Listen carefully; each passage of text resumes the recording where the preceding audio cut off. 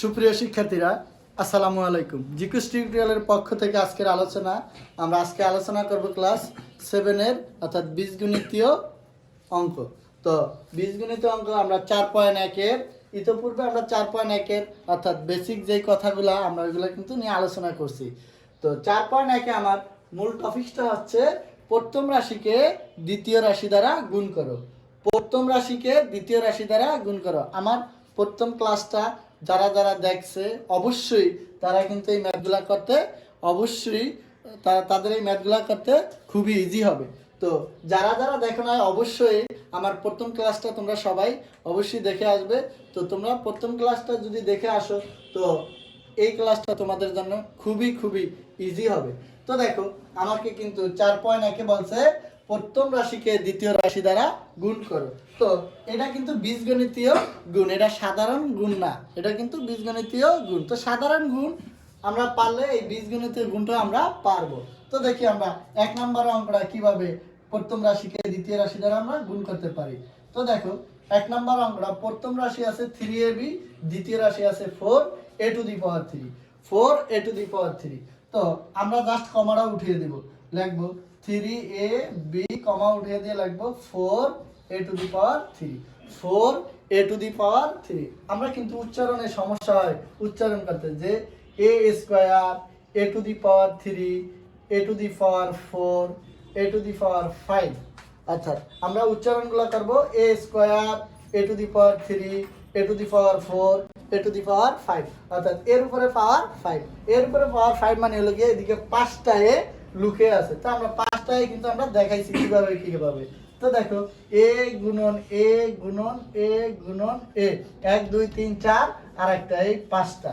তো দেখো আমরা বলছি এটা সূচকীয় নিয়মে যদি আমরা করি যে এদিকে 5টা এ আছে এবং এই যে প্রত্যেকটা এ এগুলাকে ইংলিশে বলে বেস আর বাংলায় বলে ভিত্তি।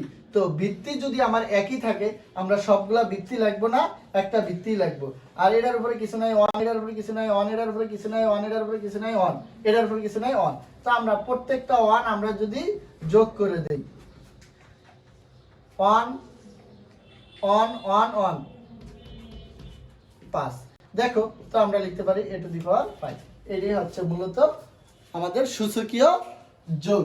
যদি সূচকীয় যোগটা হচ্ছে যদি পাওয়ার অর্থাৎ বেজ একই থাকে, পাওয়ারগুলো যোগ এবং প্রত্যেকটা বেজের জন্য আমরা একটা বেজ অর্থাৎ ভিত্তি লাগবে।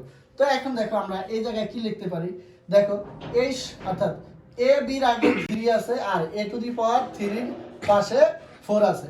অর্থাৎ আমরা a আর b অর্থাৎ a আর b এর সহগ হচ্ছে 3। তো আমরা যদি সংখ্যাগুলা একসাথে আনি আমরা গুণ করি 3 গুণন 4, আমরা এবার ব্র্যাকেট ইউজ করতে পারি, ব্র্যাকেট ইউজ করলে সমস্যা নাই, ইনটু। এখন দেখো আমি বলছি এদিকে এ আছে 3টা অর্থাৎ a টু দি পাওয়ার 3 আর এই জায়গায় এর উপরে কিছু নাই মানে এর উপরে একটা 1 আছে। তো এই যে আমরা বেজ যদি সমান, এই যে মাত্র দেখাইলাম বেজ যদি সমান হয় আমরা একটা বেজই লিখবো। আর এই 1 এর উপরে অর্থাৎ এর উপরে 1 আছে লিখলাম 1, আর এই ওর উপর অর্থাৎ এর উপরে আছে পাওয়ার 3 আমরা লিখলাম 3 ইনটু। দেখো b এদিকে শুধু আছে একটা, আমরা একটা b লিখে রাখলাম। তো দেখো আমরা যদি সংখ্যা গুণ করি 3 4 হয় আমার 12, আর a অর্থাৎ এদিকে 3 আর 1 যোগ করলে হয় 4, a to the power 4 into b to the power 4। এখন আমরা এর মাঝে যদি ইনটু দেই তাও ভুল নাই, আর না দিলেও ভুল নাই, আমরা লিখতে পারি a b অর্থাৎ a to the power a b। এটাই মূলত আমার অ্যানসার। দেখো আমি বলছি যদি তোমরা আমার প্রথম ক্লাসটা দেখে থাকো অবশ্যই তোমাদের এই ম্যাথগুলো করতে খুবই ইজি হবে। তো বেজ যদি একই হয় আমরা একটা বেজই লিখবো এবং বেজের উপরে পাওয়ার যা থাকবে প্রত্যেকটা পাওয়ার আমরা যোগ করব, প্রত্যেকটা পাওয়ার আমরা যোগ করব। দেখো আমরা 2 নম্বরের ম্যাথটা আমরা কিভাবে সমাধান করতে পারি। নাম্বার 2 নম্বরের ম্যাথটা আছে আমার 5xy কমা উঠিয়ে দিয়ে আমরা গুণ চিহ্ন দিব, যেহেতু গুণ করতে বলছে অর্থাৎ প্রথম রাশিকে দ্বিতীয় রাশি দ্বারা গুণ করতে বলছে। তো এই জন্য আমরা কমা উঠিয়ে দিয়ে গুণ লিখলাম 6az। দেখো তো আমরা তো পূর্বে দেখাইছি যে সংখ্যাগুলো যদি আমরা এই পাশে আনিয়া এখন গুণ করি তাও হবে, এদিক থেকে সরাসরি গুণ করলে আমার হবে। তাহলে 5 আর 6 গুণ করলে হয় 30। তো তো আমরা বোঝার সুবিধার্থে আমরা কিন্তু ভাঙ্গা ভাঙ্গা দেখাইছি। এখন তুমি যদি এই জায়গায় ভাঙ্গা ভাঙ্গা না দেখাও, এইভাবে করো, তাও কিন্তু হবে। তাহলে 5 6 হয় 30। আর এদিকে x আছে, বাট এটার ভিতরে x নাই, এটার ভিতরে y আছে, এটার ভিতরে y নাই, আবার এটার ভিতরে a আছে, এটার ভিতরে a নাই, এটার ভিতরে z আছে, এটার ভিতরে z নাই। এখন সবই আলাদা আলাদা, একই একই আমার ভিত্তি নাই। তাহলে এখন আমরা সাজিয়ে লিখতে পারি a x y z।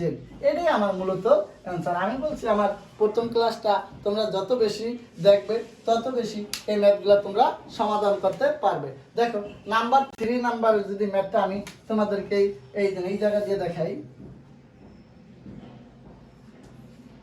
3 নাম্বারের ম্যাথটা আছে 5a স্কয়ার x স্কয়ার, গুণ আছে আমরা অর্থাৎ কমা আছে, আমরা গুণ দিয়ে বসিয়ে দিলাম 3a x two the power 5y। তো সেম একই কাজ। দেখো সংখ্যাটা আমরা আগে গুণ করে নেই, 3 5 হয় 15, আমরা লিখলাম 15। দেখো এই বেজ a আছে, তো এই বেজ আমরা আগে লিখে নিলাম এর বেজ, এর বেজের পাওয়ার আছে 2, এটার পাওয়ার আছে 1। তাহলে আমরা লিখে দিতে পারি 2 আর 1 যোগ করলে হয় 3। আমরা কিন্তু আর ভেঙে ভেঙে দেখাবো না। তো এদিকে বেজ আছে x, এদিকে আছে x, তো আমরা x লিখলাম। তো দেখো এই বেজের উপরে পাওয়ার আছে 5, এই বেজের উপরে পাওয়ার আছে 2, অর্থাৎ 5 আর 2 যোগ করলে হয় 7। দেখো y কিন্তু দ্বিতীয় রাশির ভিতরে আছে, প্রথম রাশির ভিতরে নাই, শুধু একটা y আছে, তো আমরা একটা y লিখে দিলাম। এর উপর 1 লেখা লাগে না, আমরা জাস্ট y লিখলে আমরা বুঝতে পারবো যে একটা y দিকে। তো এটার অ্যান্সার এই। তো আমি আবারও বলি, তোমরা যত বেশি আমার প্রথম ক্লাসটা দেখবে তত বেশি কিন্তু এই প্রথম রাশিকে দ্বিতীয় রাশি দ্বারা গুণ করা এই ম্যাথগুলা অবশ্যই ইজিভাবে পারবে। তো সবাইকে ধন্যবাদ। আজকের আলোচনা আমার এই পর্যন্তই।